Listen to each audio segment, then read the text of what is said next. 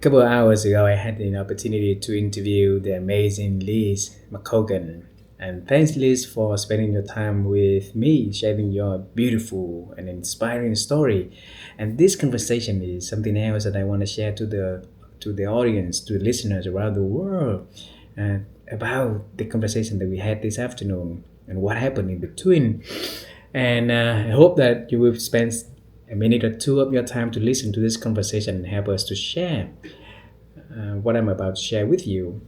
So, in the middle of our conversation, Liz told us about the journey that how the hardship that she had when she was little, were bullied, belittled. I was born into a lot of poverty. My background wasn't very good. We were evicted, kicked out of houses from place to place because my parents could afford to pay rent. We didn't have any electricity. Um, Sometimes we didn't even have bathrooms in the places that we were staying. Um, so for me, there was no dream. I was from an area where even when we went to school, the teachers weren't supportive because we were from the wrong side of town and they weren't really invested in educating kids like me. So for me, there was absolutely no dream whatsoever. I wasn't one of these kids that grew up with role models and dreaming to be an athlete. I got into athletics by chance. As a Mm. punishment. Oh. Our PE teacher used to make us go for cross country runs. Um, we didn't get opportunities as what other kids got. And for me, it was just a lot of drugs and alcohol and a lot of violence. So there was no dreams of grandeur or walking on the moon or Oh. anything like that. For me personally, when I started running, I got into it by chance because of a PE teacher who made all the class go for runs.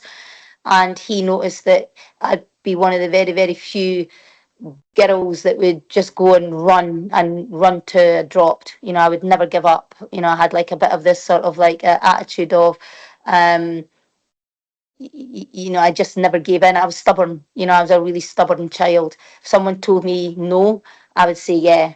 If they told me to do an impossible thing, I'd find a way to do it because I always felt that people judged me and that I always had to go beyond the call of duty to prove that I was worth something. Mm. Um, so for me, running was an escapism. It didn't cost anything. I could just run with the shoes, although I didn't have good training shoes or whatever.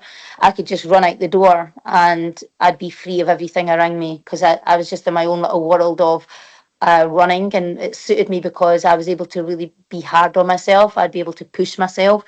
Nobody else could do that with me. And I think that's why I got good because I had a really stubborn attitude of pushing myself really, really, really hard, harder than anybody else. And until a beautiful coach, Harry, saw the opportunity in her and the ability that she can run, and he built that hope for her for a better future. And from there, her journey is starting to change, right? And make her become a world class athlete. I got no support other than when I was 13, I went and joined a local running club, and there was a coach there called Harry Bennett, and he was the first person in my entire life that when I was about 13 or 14, he turned to me and he said, you are going to be something. You're going to be really good. And I was like, what am I going to be really good at? And he says, you're going to be really good at running. And at the time, women could only run 3,000 metres, which is 7.5 laps around a track. I don't know if any of your listeners have been to a track. It's 400 metres. And women could only run at that time 3,000 metres. And I was only 14. And he said to me, you're going to be a great 10,000 metre runner, a marathoner. He says, but what you need to do is you need to invest now. You need to stop all the other school sports that you're doing. Because I was a bit of a tomboy. I'd do any school sport just to get, out of going home.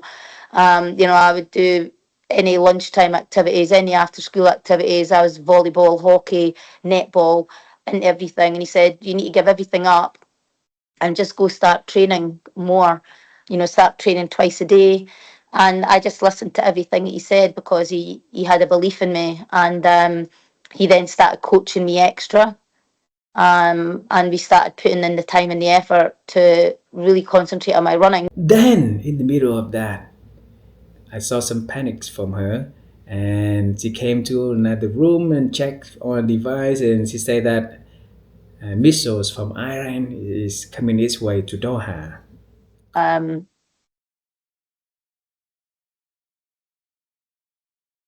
okay, it's getting a bit crazy here. Sorry. What's That's all that?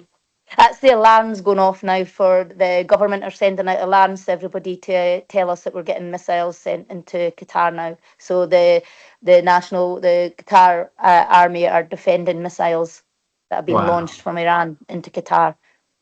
Wow. So Yeah, so sorry to hear that. So should we continue or should we wait? it's okay because we're in shelter. You've got to stay in your house. You're not allowed to go out. So there's nothing that I can physically do that's making me any more safer than I am now. Crazy world, right? Here we're talking about human spirits. Here we're talking about the power of sport. Here we're talking about the pursuit of excellence and resilience and missiles from Iran is coming to Doha. And the world is so surreal. The world is so surreal. So help us to share this story. Help us to pray so that we can bring political leaders out there to think again about their actions and stop the nonsense of all these deadly wars around the world. So help us to do that, and thank you.